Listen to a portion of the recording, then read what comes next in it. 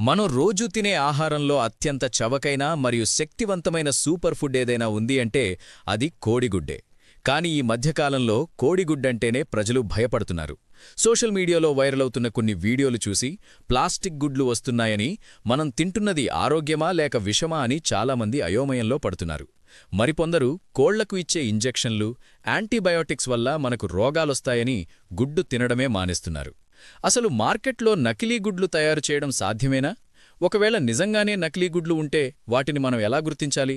అసలు కోళ్లకు ఇచ్చే మందుల ప్రభావం గుడ్డు మీద ఎంత ఉంటుంది? ఈరోజు మనం ఈ వీడియోలో పక్కా శాస్త్రీయ ఆధారాలతో, రీసెర్చ్ రిపోర్ట్స్తో కోడిగుడ్డు వెనుక ఉన్న అదృశ్య నిజాన్ని తెలుసుకోవాలి. వీడియో మధ్యలో మీరు ఇంట్లోనే కేవలం 1 నిమిషంలో గుడ్డు అసలైనదా కాదా అని తెలుసుకునే ఒక సింపుల్ ట్రిక్ చెప్పబోతున్నాను. అందుకే ఈ వీడియోను చివరి వరకు స్కిప్ చేయకుండా చూడండి, ఎందుకంటే ఇది మీ ఆరోగ్యం మరియు భద్రతకు సంబంధించిన విషయం. మొదటగా మనల్ని భయపెడుతున్న అతిపెద్ద అపోహ ప్లాస్టిక్ గుడ్లు లేదా చైనా గుడ్లు. సోషల్ మీడియాలో ఎవరో గుడ్డు పొట్టును కాల్చుతూ అది ప్లాస్టిక్లా కరుగుతోందని చూపిస్తుంటారు.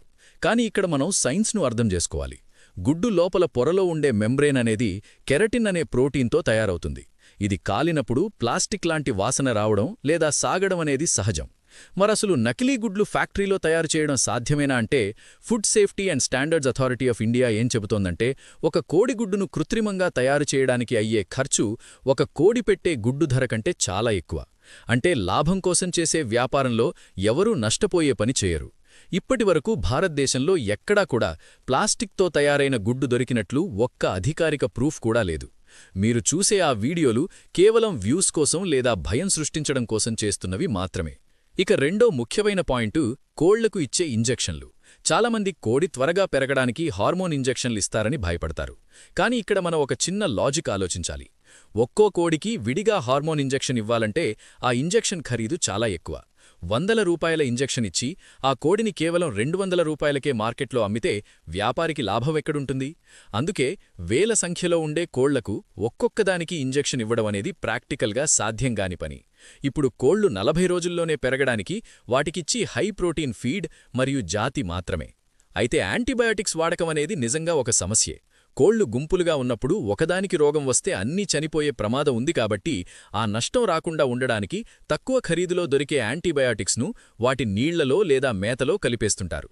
పరిశోధనలేం చెబుతున్నాయంటే, ఈ మందుల ప్రభావం గుడ్డు మీద స్వల్పంగా ఉన్నా దాన్ని మనం 100 డిగ్రీల వద్ద ఉడికించినప్పుడు ఆ మందుల ప్రభావం దాదాపు తగ్గిపోతుంది. చాలామంది గుడ్డు పచ్చసొన తింటే కొలెస్ట్రాల్ పెరుగుతుందని భయపడి దాన్ని పారేస్తుంటారు.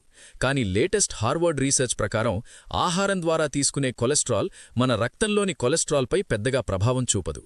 మన లివరే 80% కొలెస్ట్రాల్ను తయారు చేస్తుంది. గుడ్డు పచ్చసొనలో విటమిన్ డి, కోలిన్ మరియు ల్యూటిన్ వంటి అద్భుతమైన పోషకాలుంటాయి.